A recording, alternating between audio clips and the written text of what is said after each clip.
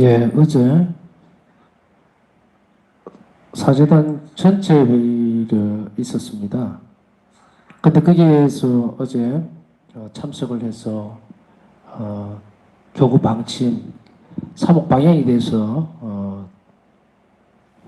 듣고 또 책자를 받아왔는데 2022년도 그러니까 내년이죠. 내년이지만 지금 다음 주가 대림 일주죠. 이게 대림 일주가 시작되면 바로 새해가 시작되는 거예요. 전례력으로는 이제 새해가 시작이 됩니다. 새해가 시작되면은 이제 우리는 한 해를 마감하고 새로운 이제 시대를 맞이하게 되죠.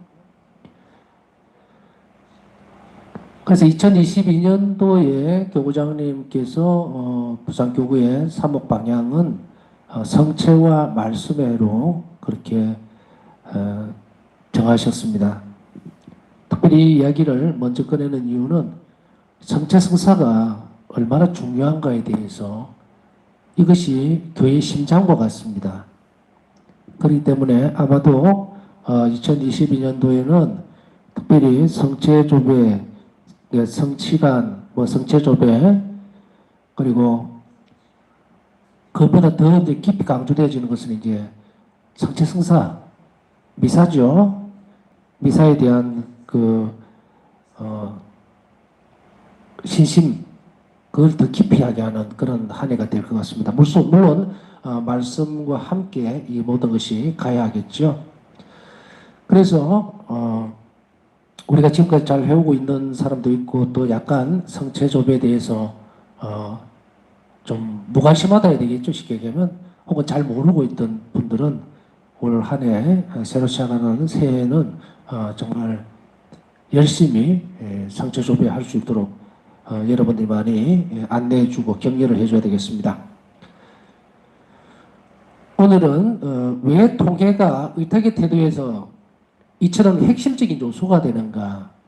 의탁의 태도에서 왜 통계라고 하는 것이 가장 핵심적인 부분이 되고 있는가에 대한 것을 살펴보는데요. 이 핵심적인 요소가 되는 이유는 다음과 같습니다. 뉘우침으로 하느님의 자비를 받아들이기를 일부러 거부하는 사람은 자기 죄의 용서와 성령께서 베푸시는 구원을 물리치는 것이다. 이러한 완고함은 죽을 때까지 회개하지 않고 영원한 파멸로 이끌어갈 수 있다. CCC 1864번인데 약자죠. 천주교 교리문답에 나와 있는 부분입니다. 뉘우침으로 하나님 자비를 받아들일 일부러 거부하는 사람은 죄 용서와 성령께서 베푸시는 구원을 물리친다. 받아들이지 않는 뿐 아니라 이런 완고함은 죽을 때까지 회개하지 않고 영원한 파멸로 이끌어갈 수 있다라고 이야기를 하고 있기 때문에 이 회개라는 것이 얼마나 중요한 부분인가, 통해라고 하는 것이 우리는 그 이유를 찾을 수 있습니다. 좀 더 자세히 살펴보겠습니다. 통해하는 마음과 뉘우치는 자세를 갖지 않으면 하나님께서 우리를 용서하시고 자비를 베풀어 주실 수가 없다. 하나님께서 용서를 못 해주시는 것이 아니고 못 해주시는 거죠. 용서를 안 해주시는 것이 아니라 못 해주시는 거예요. 하나님의 자비는 한정이 없어요. 그렇기 때문에 어떠한 죄라 하더라도 하나님 앞 용서받지 못하는 죄는 아무것도 없어요. 단지 조건이 뭐예요? 통해입니다. 이 통해 부분을 이렇게 자세히 다루는 이유가 뭐냐면 통해가 없으면 의탁도 안 나와요. 통해하지 않는 사람이 어떻게 의탁할 수 있습니까? 통해라고 하는 것은 말 그대로 하나님께 돌아서는 건데 하나님께는 방향 찌워지고 하나님을 받아들이고 하나님 자비를 믿는 건데 그런 태도 없이 어떻게 의탁할 수 있느냐 이 말이죠. 그래서 의탁의 태도에서 통해는 아주 중요합니다. 그리고 또한 우리가 용서를 받기 위해서는 전제되어지는 것이 바로 통해라는 거예요. 그 죄에 대해서 뉘우치지 않고 그리고 또 반성하지 않는 그러니까 일반적인 형태의 반성 내가 그냥 야 잘못했구나 하고 그걸 뉘우치는 또 깨닫는 그 순간만을 이야기하는 것이 아니라 이것이 하느님과 연결되어져야 돼요. 하느님의 자비에 얼마나 위배가 되었는지 하느님이 이토록 자비롭고 우리를 돌보시는데 그 사랑에 우리가 큰 배신을 했다라고 하는 깊은 통해까지 들어가야 됩니다. 그래서 하나님께서 우리를 하실 수 없는 것이 아니고 우리가 용서를 거부하는 거예요. 그렇기 때문에 이 통해 자세는 늘상 우리에게 있어져야 됩니다. 지난번에 잠깐 설명을 드렸죠. 잠깐 설명을 드린 것이 이 상등 통해와 하등 통해에 대해서 교리적으로 잠깐 말씀을 드렸는데, 상등 통해는 대죄에 관한 겁니다. 옛날 교리에서 지금도 그렇게 가르치죠. 사죄라고 하는 것은 죽을 죄입니다. 죽은 죄, 죽을 죄.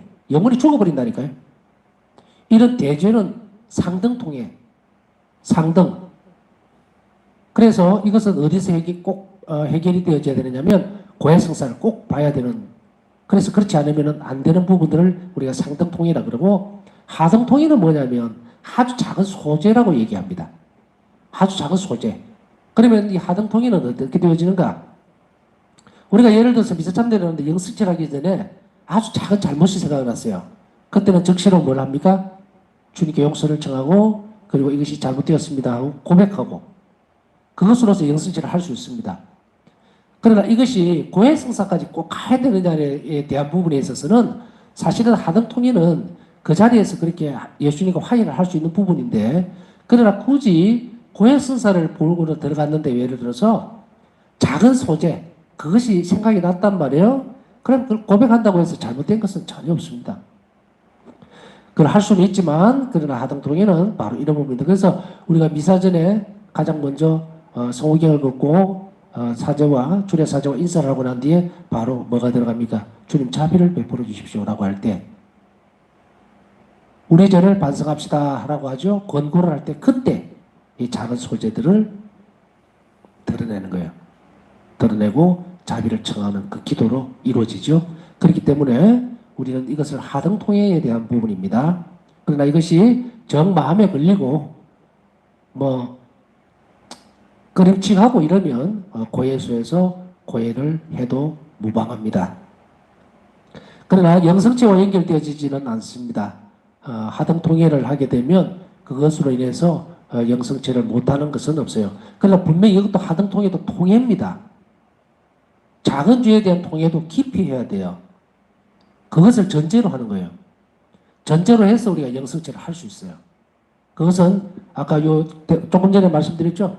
통해를 하지 않는 영혼들은 자비를 입지 못한 거예요. 그래서 바로 자비를 베풀어 주실 수 없기 때문에 바로 이런 부분들을 말씀을 드렸습니다. 그 다음에 하나님의 자비를 흠숭하는 것은 하나님 자비에 의탁하는 것을 의미합니다. 하나님의 자비에 대해서 흠숭한다는 것, 하나님의 자비에 대해서 찬미하고 예찬하고 그리고 흠숭의 예를 갖추는 것, 그것은 바로 하나님 자비에 의탁하는 것을 의미합니다. 왜냐하면 하나님 자비를 믿지 않으면 하나님께서 자비롭다는 사실을 알지 못하면 그것에 대해서 경배드릴 수도 없고 흡수할 수도 없지요. 그것이 좋은 것이라는 것을 모르는데 어떻게 합니까? 그렇기 때문에 바로 우리가 하나님 자비를 흠숭하는 것은 의탁하는 것을 의미합니다. 그 다음에 자신의 잘못에 대한 인식이나 통계 없이 죄에 대한 뉘우침 없이 하나님 자비에 의탁하는 것은 단지 무례하게 관용을 바라는 것이지 자비를 청하는 것이 아니다. 무례하게 관대하게 대해 주십시오라고 하는 것이지 자비를 청하는 것이 아닙니다. 그렇기 때문에 자신에 대한 첫 번째는 인식이나 통계 없이, 인식은 내가 죄를 지었다라고 하는 것을 분명하게 내가 아는 거예요. 그걸 인식이라고 그러죠. 이거 정말 죄구나라고 확실하게 인식하는 것. 그 다음에 통해 있어야 되고, 그리고 죄에 대한 뉘우침 없이 자비에 따르는 것은 그저 나는 통해도 하지 않으면서 자비를 바랍니다. 그런 그걸 바라는 것이지 참된 자비를 청하는 것이 아니라는 이야기입니다. 하나님의 자비를 이용하는 거예요. 하나님 자비를 이용하는 거예요. 하나님 자비로우시니까 들어주시겠지? 이렇게 하시겠지? 자비를 이용하는 것, 이것은 뻔뻔함입니다. 제가 볼 때는 뻔뻔함이에요. 통해 없이 하나님 자비를 바라는 것은 정말 철면피와 같은 거예요. 그것을 여기에서는 어떻게 표현하고 있냐면 이용한다. 하나님 자비를 이용한다. 하느님께서 의뢰히 이런 것도 용서해 주시겠지. 이런 것도 자비를 베풀어 주시겠지. 라고 그 자비, 하나님 자비를 악용하려고 하는 것, 이용하려고 하는 것, 통해 없이 그렇게 하는 것은 이러한 죄는 결코 용서받지 못한다고 예수님께서 말씀하셨어요. 이러한 죄는 결코 용서받지 못합니다. 하나님 자비를 악용하는 것. 그래서 아이고 하나님 자비로우시니까 내가 지금 도둑질 해도 괜찮겠지. 하나님께서 설마 벌 주시겠나? 하나님 자비로우신 분이 라는데 이거 뭡니까? 악용하는 거죠. 하나님이 자비롭다는 것을 전제로 해서 죄를 저질러 버릴 때 그때는 하나님 자비를 악용하는 겁니다. 이러한 죄는 결코 용서를 받지 못합니다. 그리고 다음에는 두 번째로 파우스티나 수녀의 생애에서의 통해. 이제 앞전에는 통해가 왜 어떻게 대도에서 그렇게 중요한지 핵심적인 요소가 되는지 살펴봤으니까 이제 그러면 파우스타 수녀 생애에서 통해는 어떻게 이루어져 있는가? 파우스타 성인은 어떻게 통해하셨는가? 자, 어려운 단어일 수도 있습니다. 예를 들어서 통해라는 게 도대체 뭐지? 가슴 아파하는 것은 아니고 인식해라 그러고 자꾸 죄를 지은 것에 대해서 들여다봐라 그러고 인식이라고 하는 것은요. 죄의 뿌리를 정확하게 보는 거예요. 내가 왜 그렇게 죄를 지었지? 나도 내 정신이 아니었나 보다. 뭐 했다 보다. 이것은 인식하는 게 아니에요. 차근차근 따져가 보는 겁니다. 내가 준비를 잘 못했을 때, 내가 평상시에 열심히 살지 못했을 때, 열심히 기도하지 못했을 때, 내가 하는 자리에 깊이 의탁하지 못했을 때에 이런 빈자리에 허점이 생겨서 내가 이런 죄를 지을 수밖에 없었구나. 나오죠 이제 라인이. 그러면 그 죄의 뿌리가 어디 있습니까? 내 자신의 게으름일 수도 있고 하나님께 더 가까이 가지 못했던 것일 수도 있고 또 혹은 바쁘다는 핑계로 기도 생활이 소홀히 되어져 있었을 수도 있고 그게 뿌리예요. 그렇기 때문에 그 부분이 약함입니다. 그것을 찾아내면은 이제 죄의 뿌리가 나오는 거예요. 그러면은 그것을 잘라내버리면 어떻게 된다? 악의 근원 자체가 뿌리 자체가 잘라져 나가기 때문에 이렇게 되는 것이 바로 악습을 고친다. 뭐 그게 악습이면 악습이라고 될 수 있고 이례적인 죄라 하더라도 마찬가지입니다. 특히 이제 반복되는 죄 같은 경우는 이 죄의 뿌리를 잘 살펴서 그리고 그러한 것들을 없애는 것이 중요해요. 죄의 뿌리는 아니지만 우리가 기도 생활을 할 때도 기도가 잘 되지 않는 부분이 있을 때는 대부분들이 넉넉고 있습니다. 어떻게 하면 기도를 잘합니까? 어떻게 할 수 있을까요? 저는요, 예를 들어서 이런 경우에, 저는 신부님, 앉기만 하면은, 묵주만 잡으면 그렇게 잠이 옵니다. 잠을 못 자는데도요. 저는 불면증이 있는데도요, 묵주만 잡고 묵주기도를 드리려면, 혹은 어떤 자비기도를 바치기만 하면, 가장 잠이 쏟아집니다. 또 어떤 사람들은, 저는 낮잠을 잘 안 자거든요. 그런데 성당에 가서, 조배하려고만 앉으면 그렇게 잠이 오고 깊이 잠들어버려요. 이런 사람들이 있죠. 또 심지어는 뭐 어떤 경우에는 성체 조배를 하는데 막 코 골고 자는 사람도 있고 드르릉 골아요. 물론 너무 피곤해서 그럴 수도 있고 하지만 그러나 그것은 안 좋은 습관에서 나온 겁니다. 하느님께서 앞에 계시는데 잠을 잔다. 어떤 것과 연상이 됩니까? 팍 떠오르죠? 여러분들 똑똑하니까 뭐 복음 잘 아실 거고 올리브 동산에서 제자들의 모습들을 잘 보십시오. 예수님은 피땀을 흘리시면서 그렇게 처절하게 아버지 기도하고 있고 그 상황에서 돌아갔을 때 보니까 제자들은 어떻게 하고 있다? 코를 골고 잠이 들었다. 그 순간에 제자들을 지어온 것은 뭡니까? 악이에요. 기도하지 못하도록 만드는 것은 어둠입니다. 유혹입니다. 그러면 이것을 어떻게 됩니까? 찬찬히 잘 살펴봐야 돼요. 그래서 가능하다면 기도를 할 때에 준비적인 과정들이 많이 필요하죠. 전에도 한번 말씀드렸던 것 같아요. 기도하기 전에는 부산스럽게 하지 말아라. 다시 이야기하면 막 텔레비전 보고 있다가 11시 20분, 25분까지 막 TV 보다가 시간 다 됐네. 빨리 끄고. 그러면 그 잔영이 그대로 드라마 잔영이 남아있어요. 그 다음에 어떻게 됐을까? 예.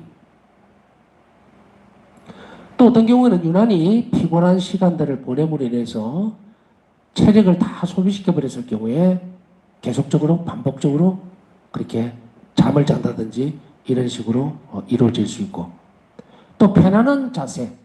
여러분들은 집에들 다들 계시죠? 지금 어떻게 앉아들 계십니까?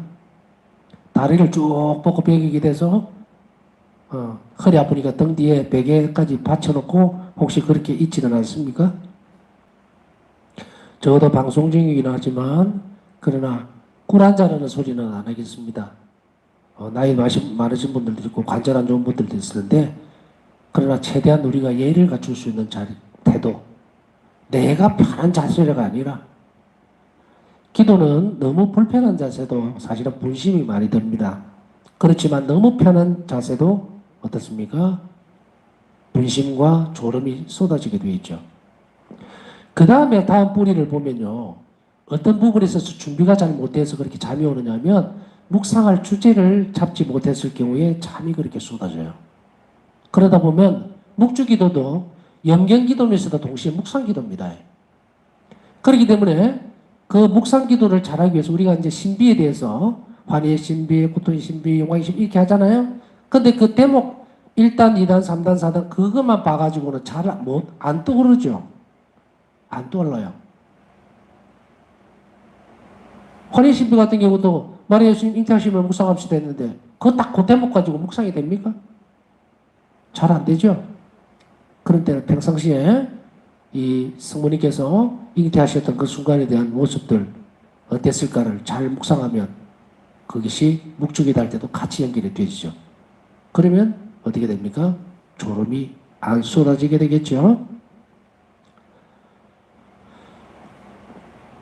자, 이래서 바우사 성령에게서 이제 생애에서의 통해 부분들을 한번 살펴보겠습니다. 우리가 바우사 성령이 어떻게 하셨는지를 잘 보면 우리가 갖고 있는 것, 지금까지 태도가 이 통해라는 것이 아까 얘기했듯이 도대체 뭐가 통해야 나는 뭐 잘못했습니다 하는 그 외에는 뭐 더 깊이 들어가지 못하는데 이런 부분들이 있죠.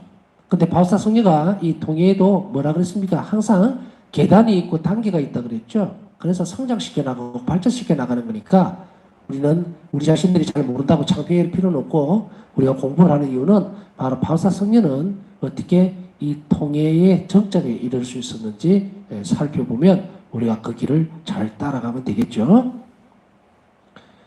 겸손의 행위이자 사랑의 열매이고 영적 성장의 기초이자 그 성장을 촉진하는 요소인 완전한 통해는 성령의 내적 삶에서 매우 중요한 특성이었다. 바우사 성령의 내적 삶에서 중요한 특성이었다는 거예요. 어느 성인들이 여러 성인들이 많이 있잖아요. 많은데 바우사 성령의 내적 생활은 영성생활이죠.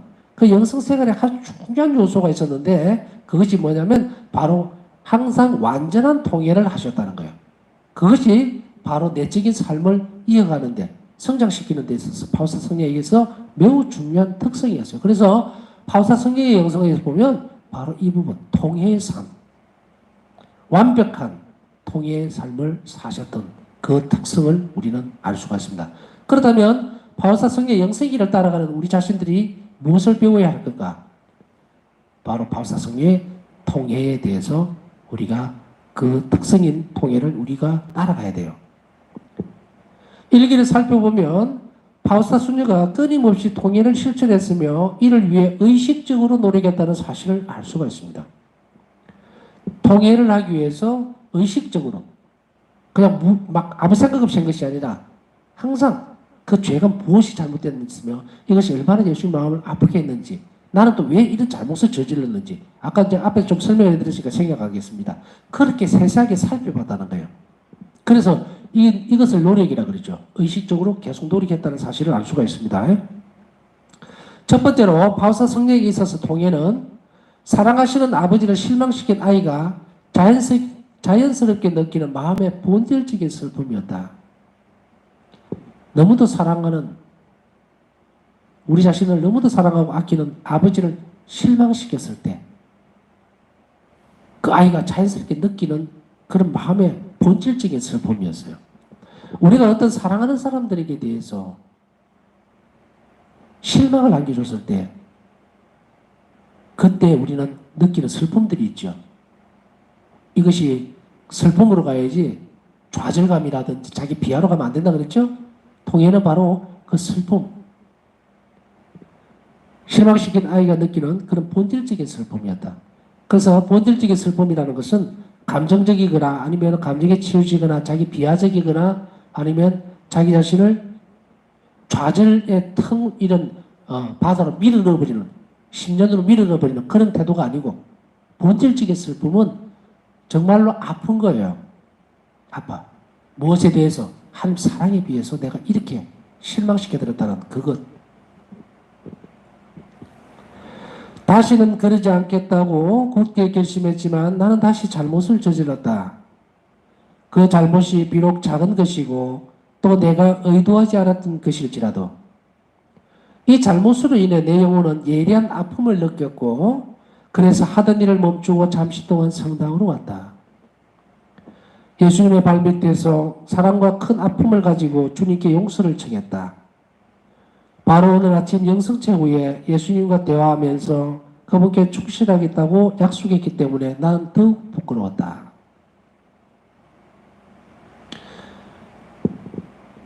일기 내용을 더 설명 안 해줘도 알겠죠, 그죠?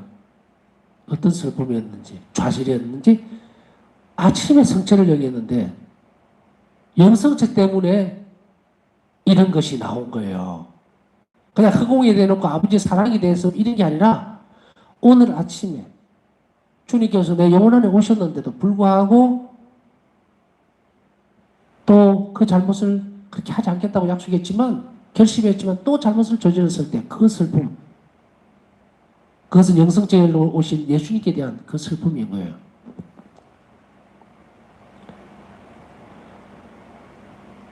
그러나 거기서 멈추지를 않고 그것을 알게 되었을 때 적시로 바울사 성령은 예수님 발치에 가서 용서를 청합니다. 밑에 잠깐 설명을 했죠. 일기에 1293번에 나와 있는데 아까 읽어드린 게 1293번입니다. 일기에 그 잘못이 비록 작은 것, 첫째는 작은 것이고 두 번째 내가 의도하지 않았던 것, 우리가 이렇게 의도하지 않았다는 이런 것들을 잘 고백할 때도 있죠. 본의 아니게라는 말로. 그러나 그것까지도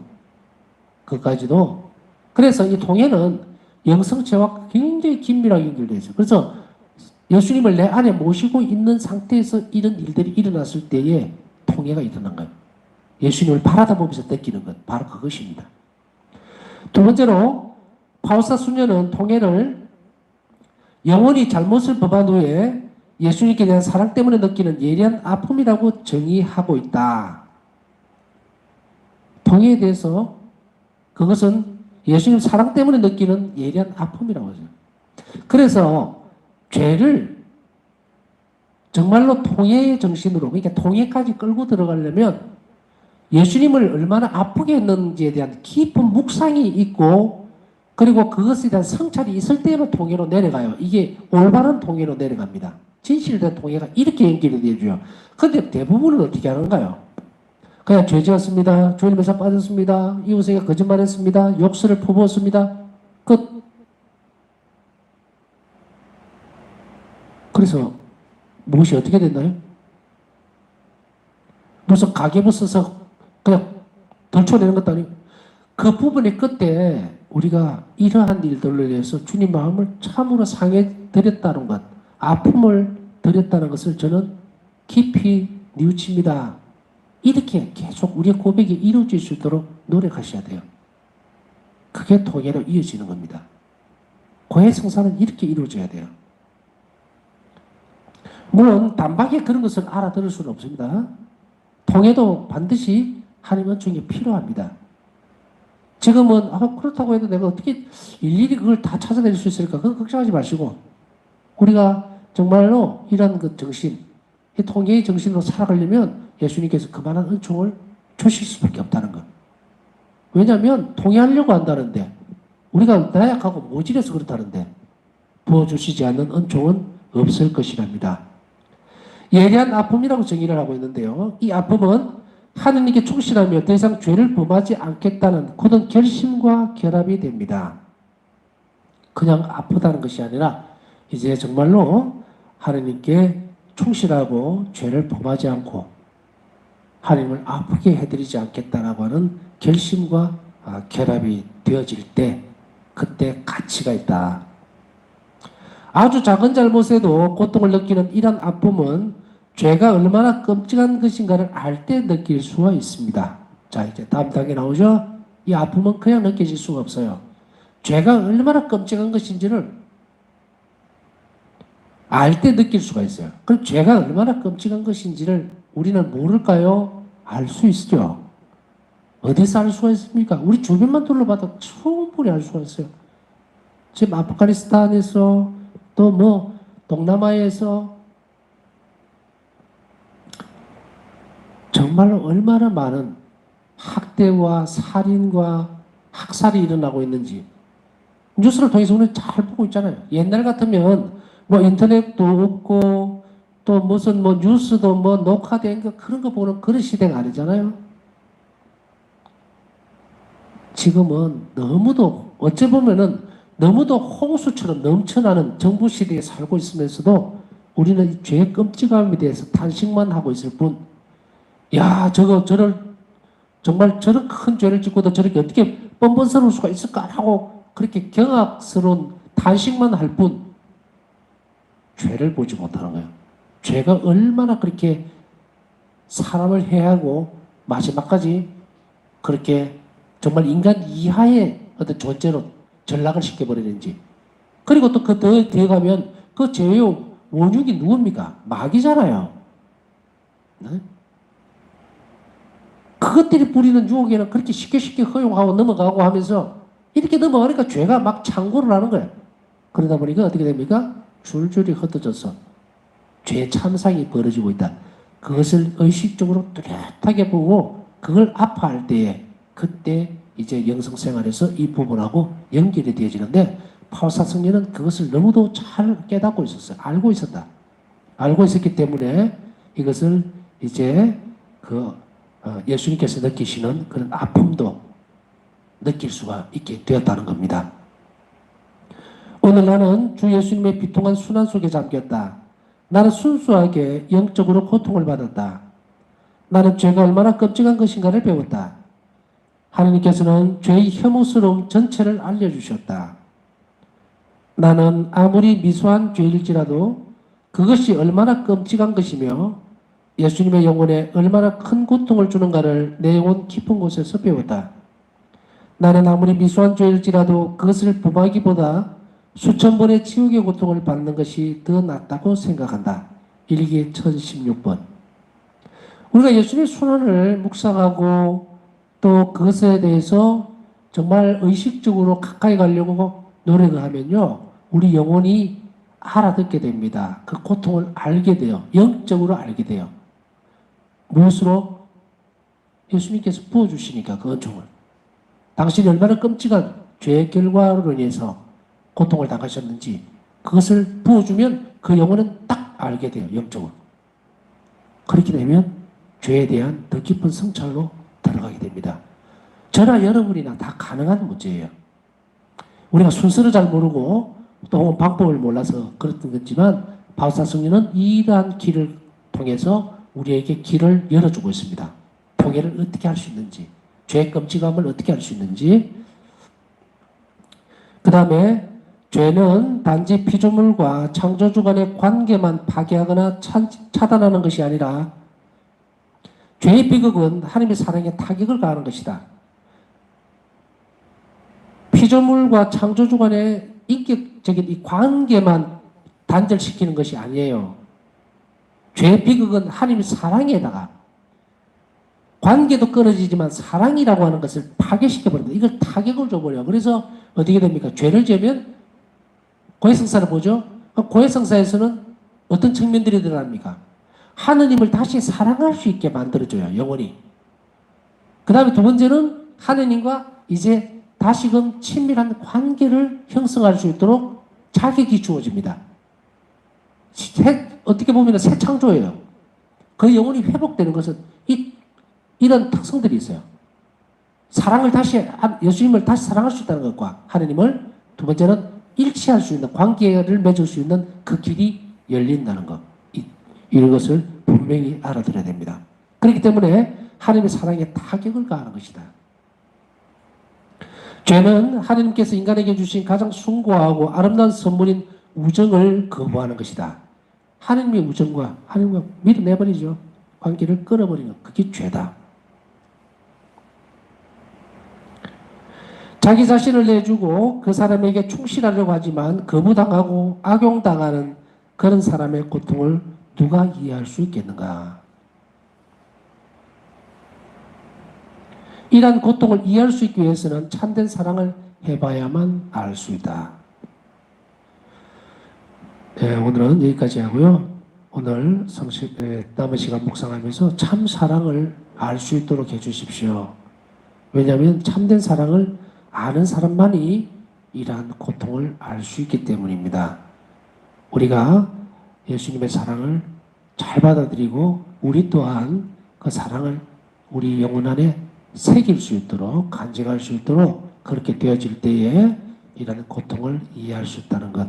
그래서 남은 시간 묵상하면서 주님께 참 사랑을 받아들이고 이해할 수 있게 해주십시오. 그런 은총을 주십시오 하고 청하면서 남은 시간 예수님께 봉헌하도록 하나님께 봉헌하도록 하겠습니다.